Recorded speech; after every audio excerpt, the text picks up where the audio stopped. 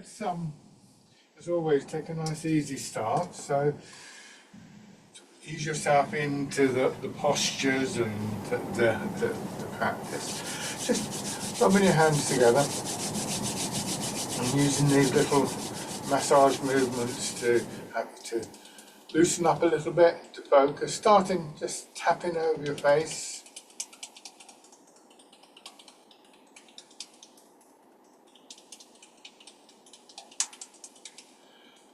And then over your head and neck.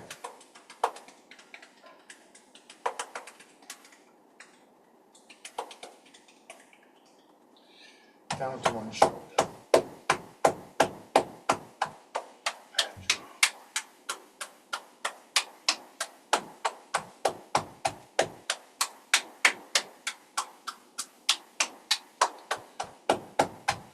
And the other side, shoulder and your arm, just feeling how your arm vibrates a little bit with the tapping.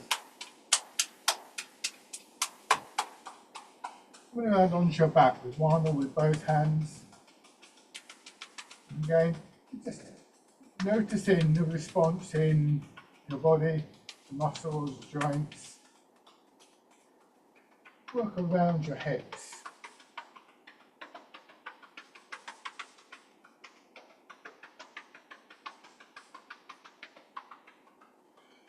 And then your legs.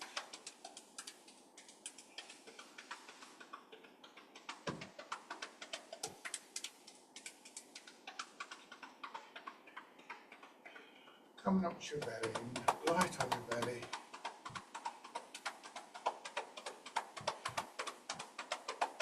And then finally the upper part of your chest, maybe go a little bit stronger.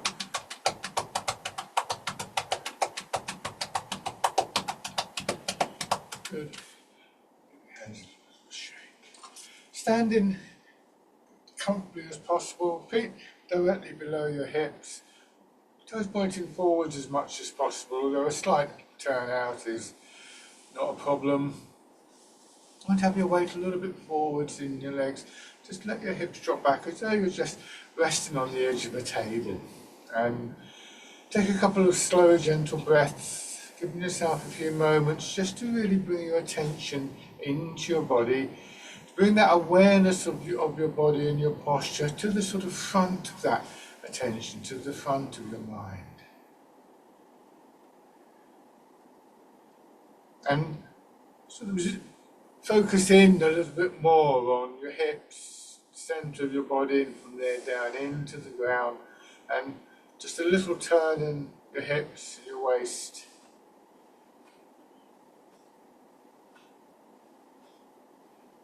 And noticing as you turn, then you feel the movement going up towards your ribs, towards your shoulders, and then of course down into your arms.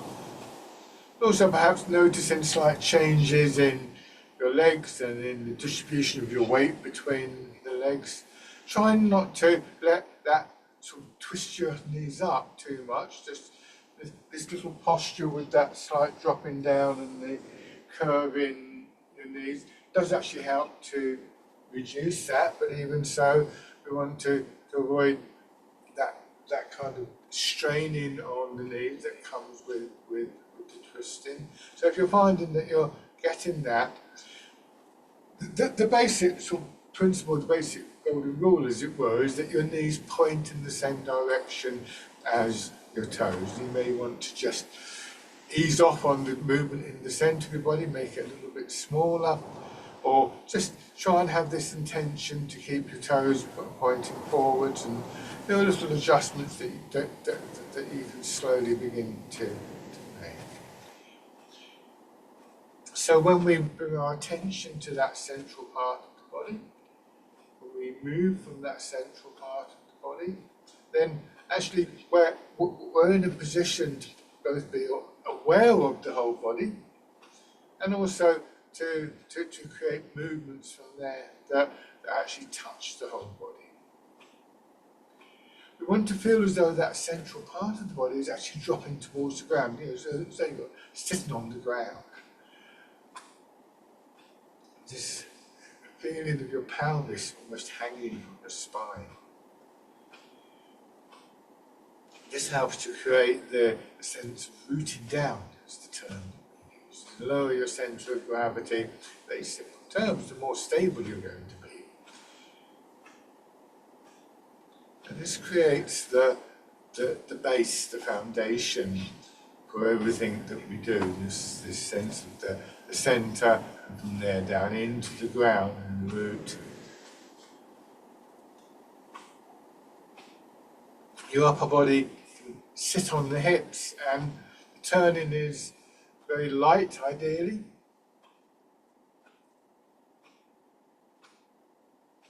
We have an automatic hardwired bias towards bringing our attention to the upper part of our body, and in particular our arms and our hands. So there's a very specific, deliberate intention to correct that by paying a little bit more attention to what's happening from the centre downwards.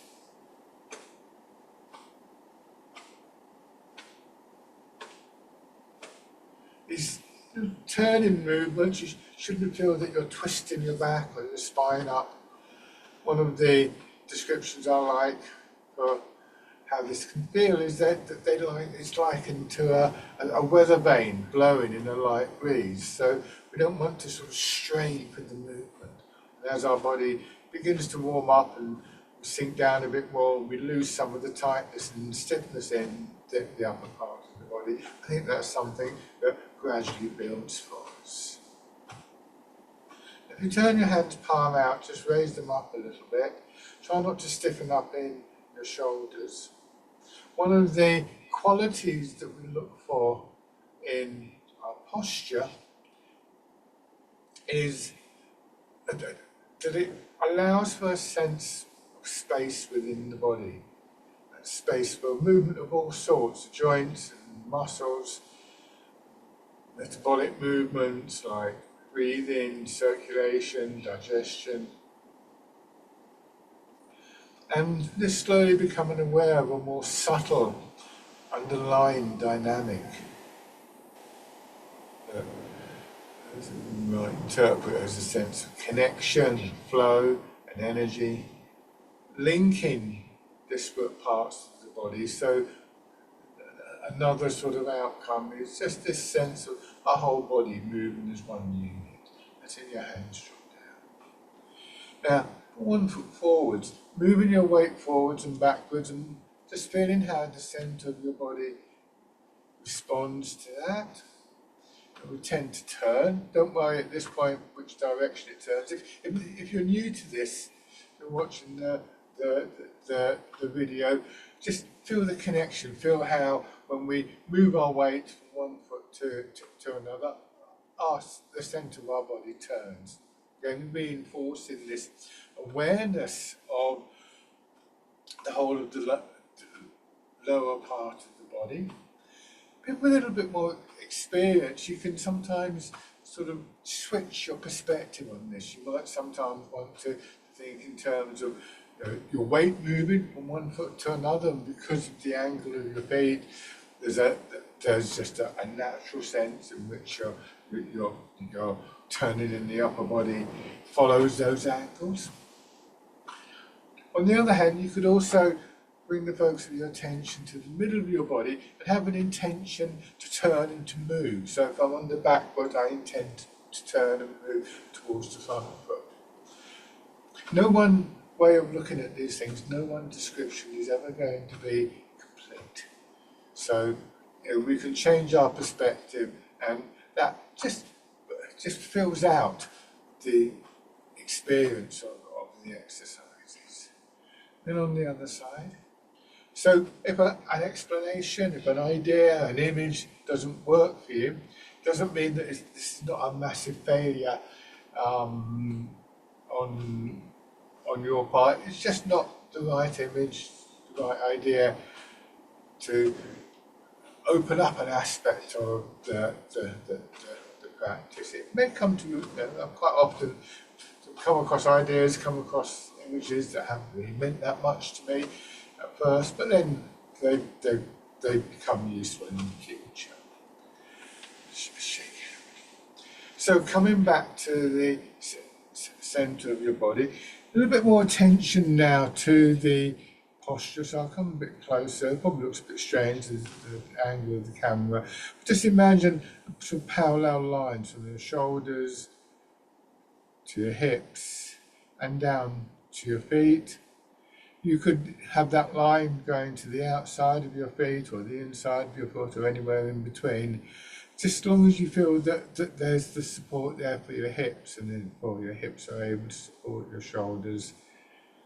On the side, you want to have your waist a little bit forwards, and this is exaggerated. You can see that my body's at a little bit of an angle, and to remove that angle, try not to do this, pulling your shoulders back, and as an alternative, just let your hips drop down. So again, if I exaggerate, I'm here and I do this, I'm going to tighten my chest and sort of throw my alignment out. But if I can do this movement here, this is the pelvis, the hips, then I'll come to the upright position with a lot less strain than leaning backwards. So just standing again for a moment. So we're filling out this picture of the body, this awareness of the body that we brought to the front of our minds is capable of really embracing quite a lot of detail. And just bringing your attention to those details is a really useful way of keeping that attention in the foreground. So now letting your hips drop back a little bit more, and then expanding and contracting. So again, we can begin to register the details of the movement, the sensations in our legs, our hips, our knees, sensations, movement in the upper part of the body, wherever we feel them.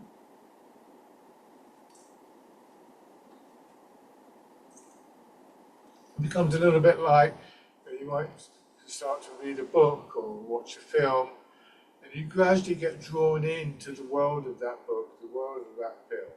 And in the same way, our attention getting more and more drawn into the world of our bodies, I suppose you could say.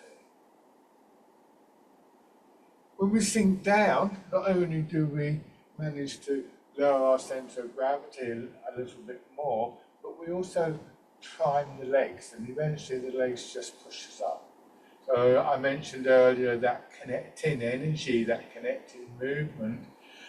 This is where we really can start to feel it, because we feel our feet pushing down into the ground, the legs straightening, they're pushing up into our hips and into our upper body, and then draining away again. It's a continual wave-like movement through the body.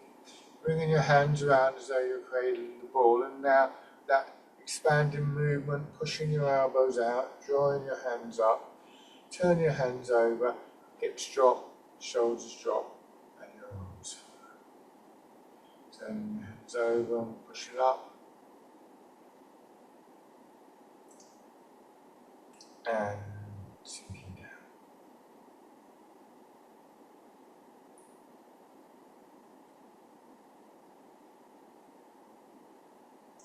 One of the movements you may notice is your breathing. Quite often we find that our breathing will naturally harmonise with the movements. It's natural for our bodies to take an in-breath when the body expands. However, it's not necessarily going to work like that. There's all sorts of variations on that. What you might find is that every now and then you need to take an extra breath, and that's fine. Don't hold your breath, don't strain for the breath.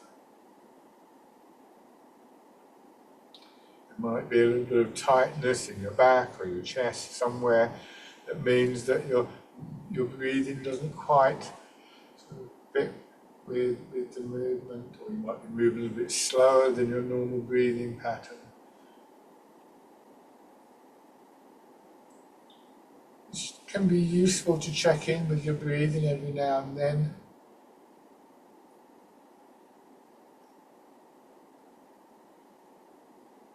but not everybody's comfortable with a sort of constant focus of attention.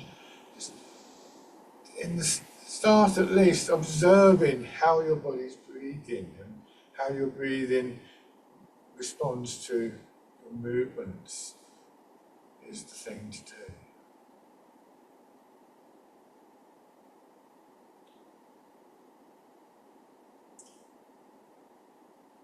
And then turning your hands palm out. So going into the movement, the wild goose. Now the push upwards pushes your hands away from your body, sideways. And they just swing up a little bit like the wings of the bird in flight, perhaps. One of the very common, pretty much universal images that's used in Tai Chi and Qigong is that of moving through water. This naturally encourages a movement that is less tight in muscles and joints and is more flowing. And in the long term, it's also an image that subtly conditions both sort of body and energy, making it a little bit more resilient.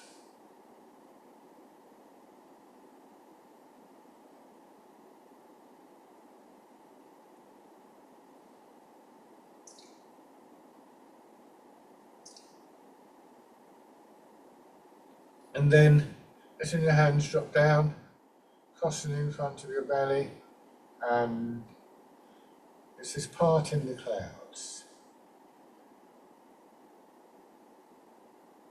I found the name and the image didn't really help me to begin with, but then realised that part of the quality of the movement matches this feeling, a grey day. It's like for you, it was kind of grey, cloudy. If the sun came out, it'd be this slightly more expansive, opening quality. And it's better to think of the movement like that rather than thinking, well, it's a stretch. Just ease out. However far you're moving,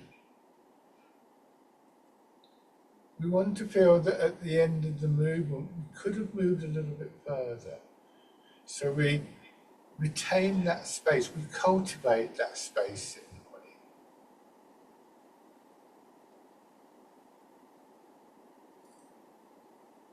Now letting your hands drop down, feel the weight of your arms hanging from your shoulders.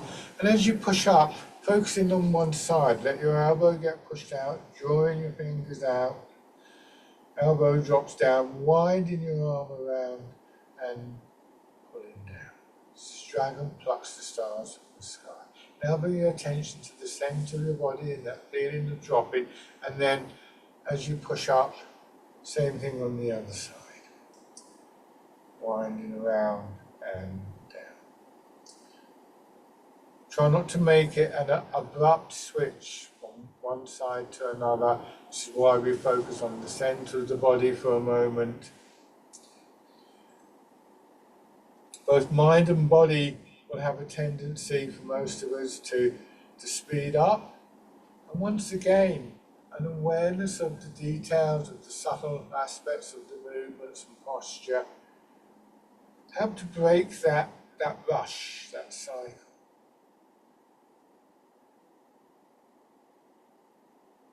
So in terms of the mind, that focus of attention on the centre of the body, from there down to the ground, helps to develop what is referred to in the Tai Chi writings as the stillness within the movement. They're not seen as being separate.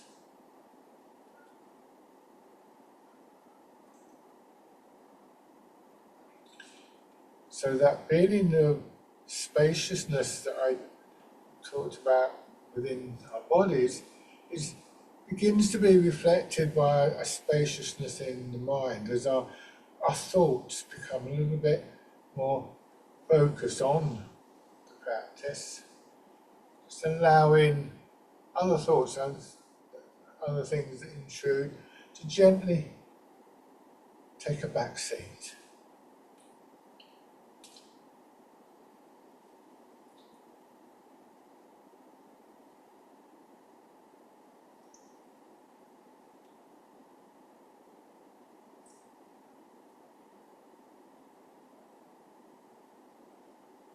One more time.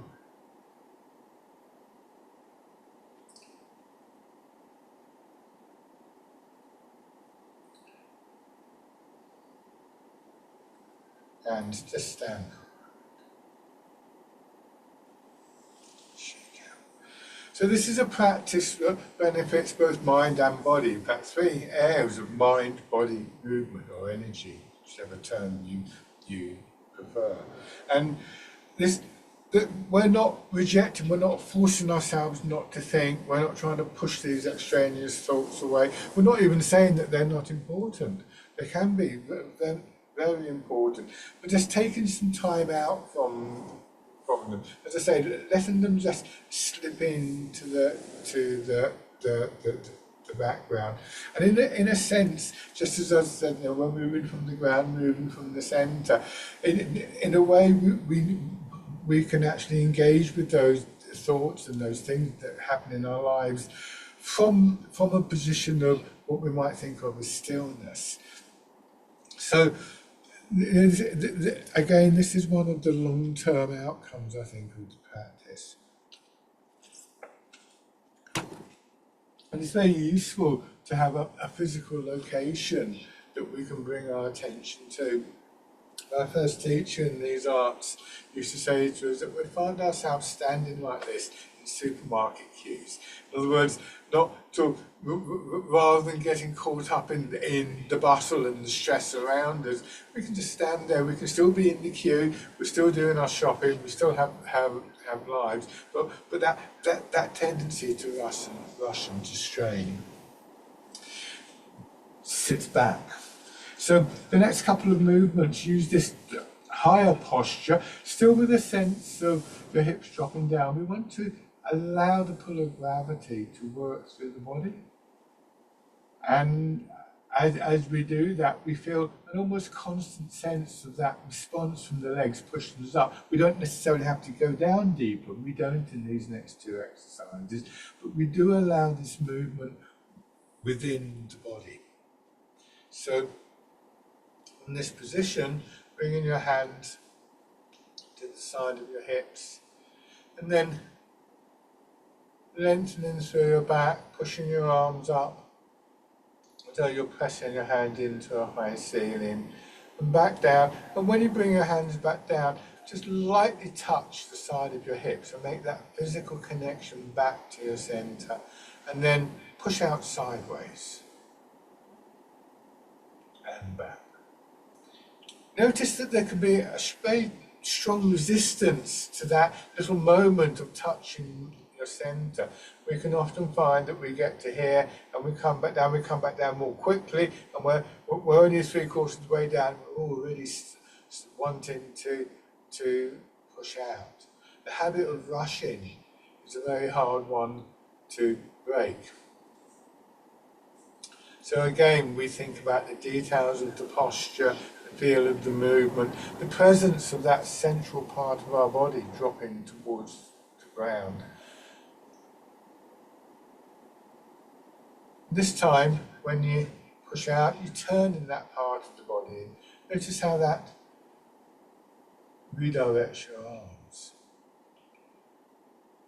So by relating to the centre, this time we turn the other way, we actually begin to motivate the arms, I suppose you could say.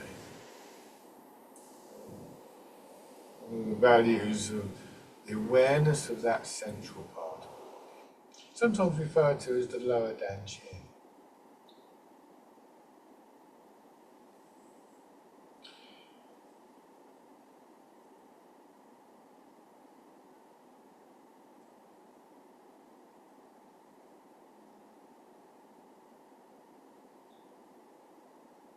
We could use the image of moving through water, a slightly different image, in some ways slightly stronger. Do you imagine there's a big elastic band between your hands, and you're just extending it out, and then allowed it to contract slowly.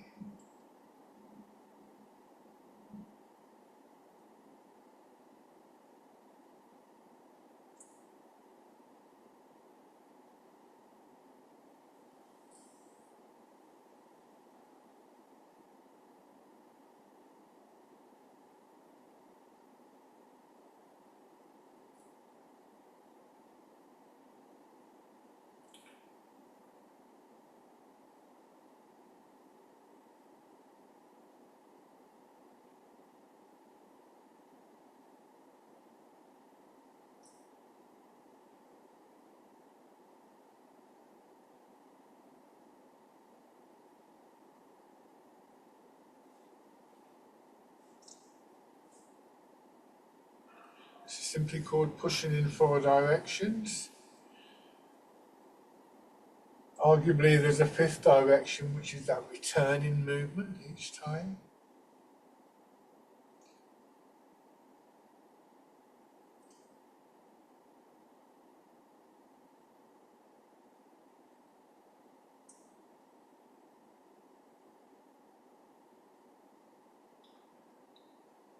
And then after this one, we're going to change, maintaining your posture. So I'm letting your arms hang down again, and once again focusing on one side, your arm being pushed out, swinging out and up, and then straight out. So just describing a half circle. Imagine standing beneath the archway of an old stone door and just sliding the palm of your hand around the arch until it reaches this position in line with your nose and the centre line of your body. Expanding from your hips right up into your shoulder, maybe even from your legs down up into your shoulder.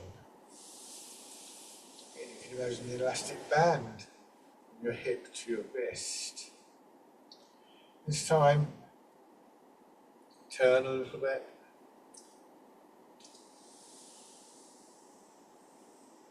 And don't turn too far. Another way of describing the centre part of the body is like a hub of a wheel. And the hub of a wheel doesn't turn as far as the rim.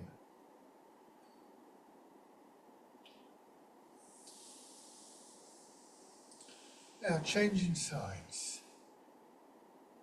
Try not to lose an awareness of the weight of the arm that's hanging. So this focus of attention on our body is quite a broad one. We are focusing on certain movements, obviously, but without losing the general picture.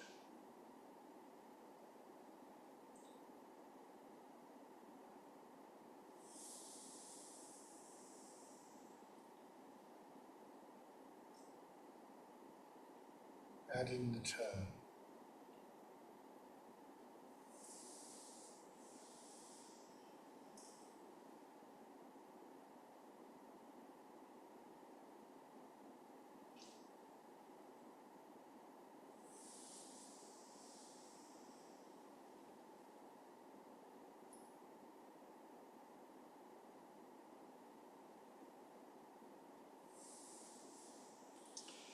This time, just leaving your arms hanging down, sinking down, and at the moment we do this with the pelvis level, but very carefully, don't overdo this, even if it looks as though I am. Hips go back, so there's now a vertical rotation in the centre, and then we allow gravity to pull our hips back down, noticing how that brings our head and shoulders up and push up. So we're looking to come to the upright position without having to strain in back or shoulders or neck. Again, begin to see one of the ways in which our centre can function, bringing us to an upright position with less strain. Very carefully with your back. This time, your arms following and being swung forwards. Even though we're not straining, just recognise this is asking your back to work quite hard, and often in an unusual way. So these movements have to be built up gradually. There is always reconditioning of the body involved in learning these movements. Like any physical activity, if you're new to this, you have to be extra careful. Just make sure that you're not straining. It's not unusual to find yourself aching, particularly your legs, maybe even your lower back. So a small movement is fine.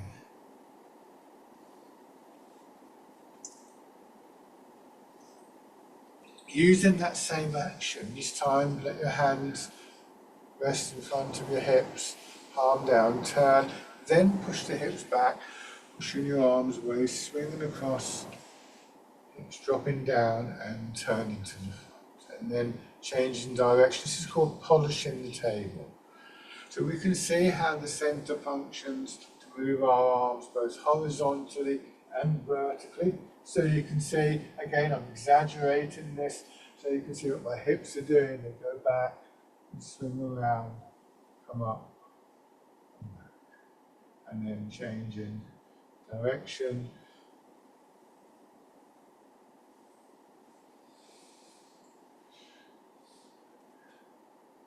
So again, one of the benefits of an increased awareness of the center part of our body and its relationship to the ground is that we're able to make quite tricky movements, a lot less risk of straining.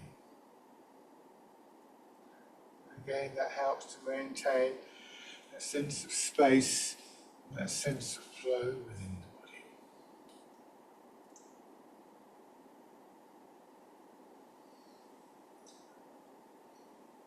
And then just let your hands drop down. It isn't the case that we necessarily value bigger movements over smaller movements in Tai Chi. Sometimes our focus of attention will be on those smaller movements as the building blocks of the bigger movements. And if we're too hasty to want to make big movements, sometimes we can miss those details. So I'm not saying we shouldn't be trying to extend the range of our movement at times. I think that's obviously a good thing to do, but not at the expense of that subtle awareness that grows. Now, changing the stance, going into the forward stance again, paying a bit more attention this time. Turn one foot out to a comfortable angle. Step forwards, keeping the width of your step. You can still see the background between my legs. And stepping about the same in length. And once again, just transferring your weight, transferring your weight forwards and backwards. Don't worry about the angle of the upper body to begin with. But again, more experienced people, remember that you're trying to maintain a forward position here. So we do sometimes turn, of course, but we're not on this occasion. As much as possible, to think of your hips and your shoulders as parallel to a wall that's in front of you or something like that. But again, don't strain for that. If you feel it's twisting your back up or bringing your knees out of line, a slight angle isn't a huge error. It's one that we want to correct eventually, but be patient with yourself, with all of these ideas. And the main thing about this exercise is to transfer of your weight. We're going to 60% of the weight of the front foot.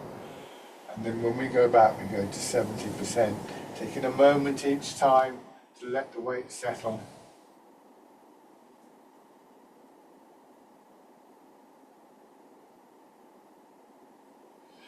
So that we develop this habit of moving, but then also settling, recognizing the significance of those little moments of stillness where we're able to touch the ground a little bit more,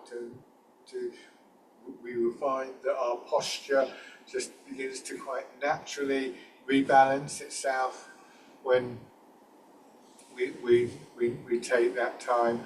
And it doesn't take a great deal of time. We're talking about less than a second.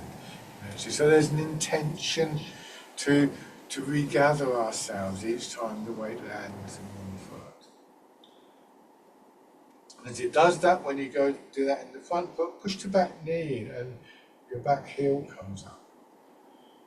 Lower the foot down, come back. As you settle into the back foot, your toes, front toes rise up.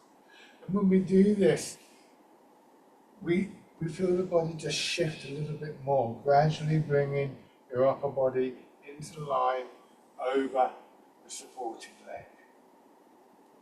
All of your weight going into the leg.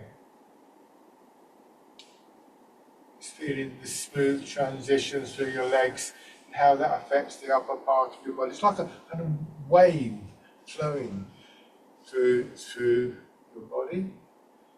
This time from the front foot, notice I've got my front foot turned out slightly now. Bring your back foot in, step back, put the ball of your foot down, lower the heel and press in, planting the foot. Coming back, raise the toes, bring the foot in and step out. Now it's the heel, then the ball of the foot. Again, that slight angle. Not everybody needs that, but I find it helps to open the hip. But you don't want it at a big angle, you don't want it right out there. It's just very slight, it doesn't really affect the direction of movement. But for me, it does enable this sense of rooting down to come much more strongly. So taking that moment to settle, to be aware of the posture, to drop our centre of gravity, to root down, actually enables the stepping. Tai Chi, of course, has a well-deserved reputation for helping people with mobility problems, with stability, with balance. And this is an important exercise in that aspect. Can't happen effectively without that moment of sort of focusing in the mind. This is very much hardwired into our movements. And try that with the other foot forwards. So step, transfer your weight. Fixed step first of all. Don't rush into the next stage of the movement. And just recognise that, going back to that moment of settling, all of these things are mind-body processes, and all of these things will engage all sorts of aspects of the body, including our nervous system. So we're beginning to train aspects of our nervous system, beginning to hardwire aspects of our nervous system to help us to find that sense of stillness, so it becomes a bit of a habit for us. And again, from that quietness, from that stillness, we're able to be much more aware of what happens in the rest of the body, to bring an awareness, bring an intention to our movements. Raising your toes and knees. In Chinese medicine, with its theory of the energy running through the body, it said that the energy will follow the thought and the body will follow the energy, linking these three aspects. In Tai Chi, I think of it slightly differently. I think of these three aspects interacting with each other. I think of them being like three legs on a tripod. Stepping in. Remember that moment where you just press in, you plant the foot, feeling that connection to the ground. And just giving yourself a chance to reflect on what's actually an everyday activity, weight transfer, walking, stepping.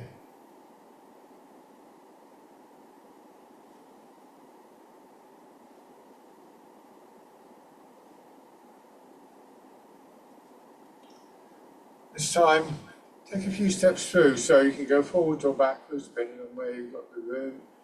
Notice that my foot comes in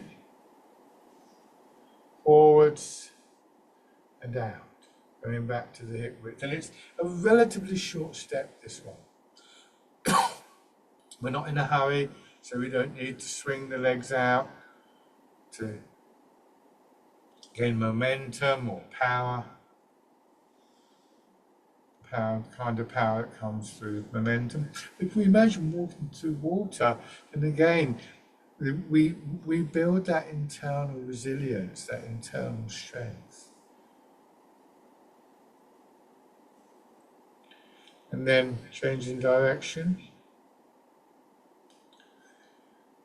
You will doubtless, we all do, experience the odd wobble. Don't let that concern you.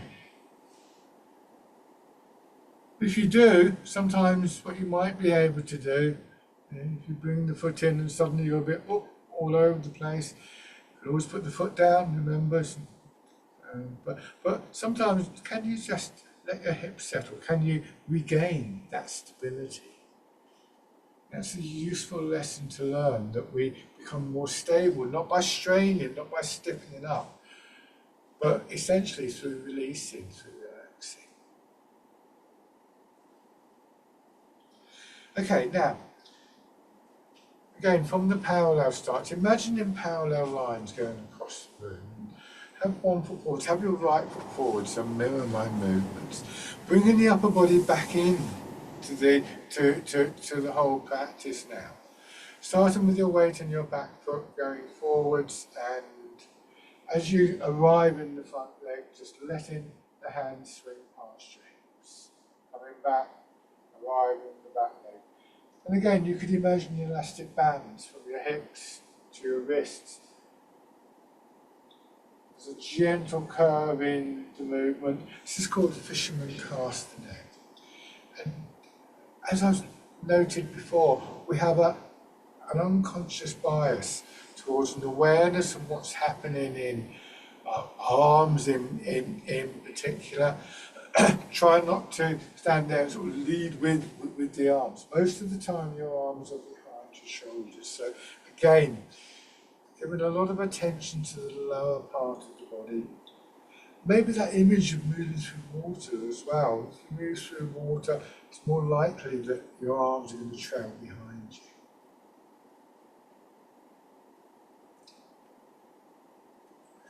See if you can begin to notice subtle patterns of movement, changes, expansion and contraction, pathways of movement, particularly in the upper part of your body.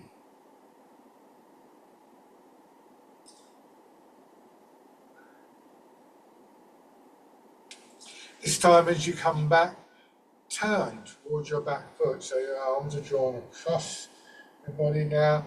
Again, it's that simple turn in the centre of the body. And this time as you go back, expanding a little bit more in the left side of your body, pushing your arms up, coming forwards, letting your arms naturally swing down, across the front hip, turn out just a little bit, expanding in the right side of your body and back. So we have this double circle. Different images, you can imagine the sideways figure of 8 in front of you, and your arms and your fingers just tracing out that pattern, or maybe even your whole body somehow sort of flowing through that shape. Some people prefer to think of the infinity sign that you find in mathematics and physics. Whatever image, idea is most useful to you. Don't let the arms speed up, you're pulling them back so they arrive in front of your hip just as your weight arrives in both directions. Pace of the movement, the rhythm of the movement coming from the ground.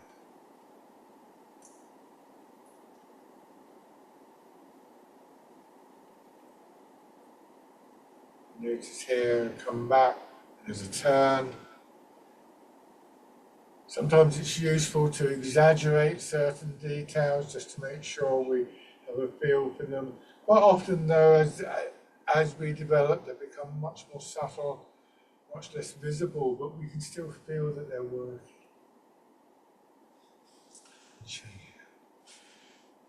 So, have your left foot forward, starting again with fisherman cast and net. This is a really lovely exercise to feel that sense of connection through the body from your feet to your fingertips. Again, to quote one of the old writers in Tai Chi, when one part of your body is in motion, your whole body is in motion, your whole body is engaged in that movement. So that all the movements look for this harmony between our bodies, our minds, our awareness, our intentions, and that sense of movement, the flow of the energy.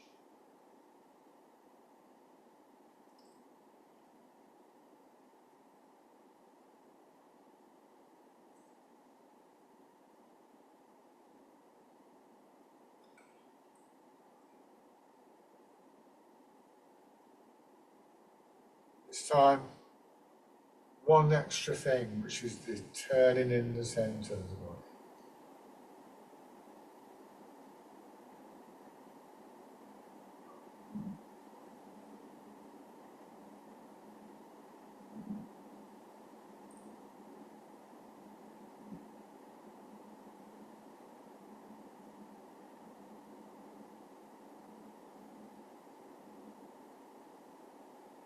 And then a little bit more of an expansion in the right side of your body, and then so we can bring our intention to those internal movements of expansion and contraction.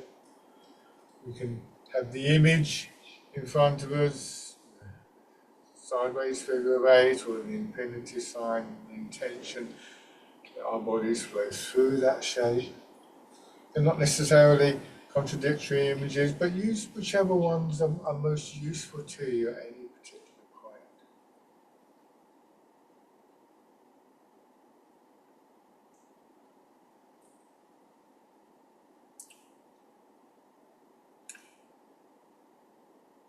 Try not to let your arms dominate the movement. We're going to combine this with the stepping. So here I'm going to just again turn my front foot out, and through as my hands come down, I push my back knee. Bring my foot in. I turn my arms to swing up, step, plant the foot forwards, and knee comes in, I turn, and it begins to swing my arms through. I step and plant the foot. What you may find that you're able to do, and it's by no means crucial, is to also raise your knee and then step out. Again, bring your foot in. If you find that you're wobbling around a great deal as you raise your knee, then either, if you can, remember to sink your hips back a little bit more, or just leave the foot on the floor, it's fine. Now stepping backwards, ball of the foot, then the heel, and then the weight. Bring the foot in.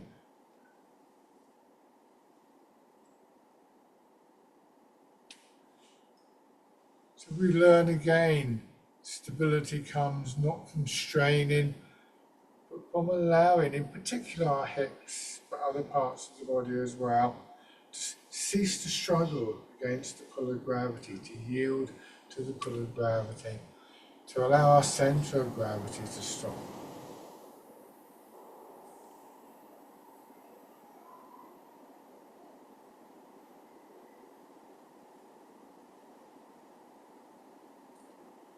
And then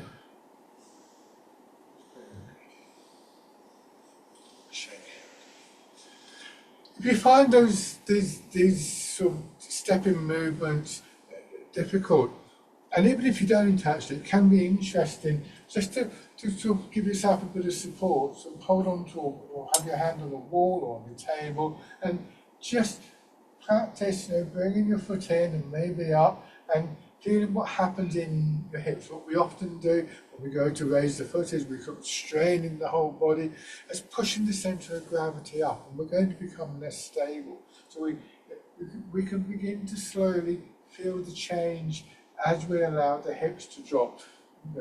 Here I'm kind of wobbling around and everything's still. I can just get that sense of dropping a little bit, that can make a great deal of difference to that. And I would say to whether you're beginning or to experienced people, particularly, don't overlook doing that sometimes, because every time I do it, well, not every time I do it, but a lot of the time when I do that to support myself, I notice something else. There's always more to learn with the simplest of movements. It's one of the attractions for me of Tai Chi. So now, finishing with our usual closing exercise, embrace tiger, return to the mountain. Sinking down, and once again feeling the push up, this time bringing your hands around as though you're cradling a ball against your chest. Draw your hands in, letting your hips sink, feel your shoulders dropping, followed by your hands. Just coming back.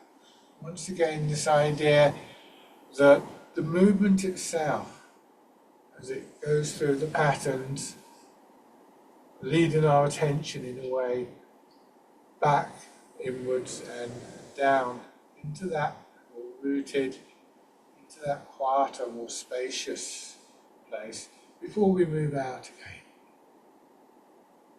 So just noticing what's happening in your body as you do this exercise, and maybe just able to identify one or two things that are happening in mind or body or both that are actually bringing you back. These are maybe things that you can take away from the session with you into your daily life. It can be useful to do that.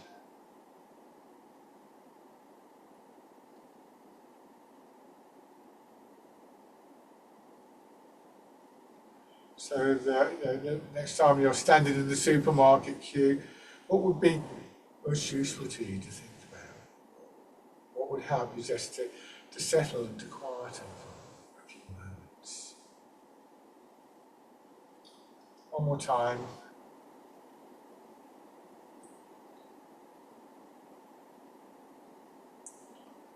And then stand.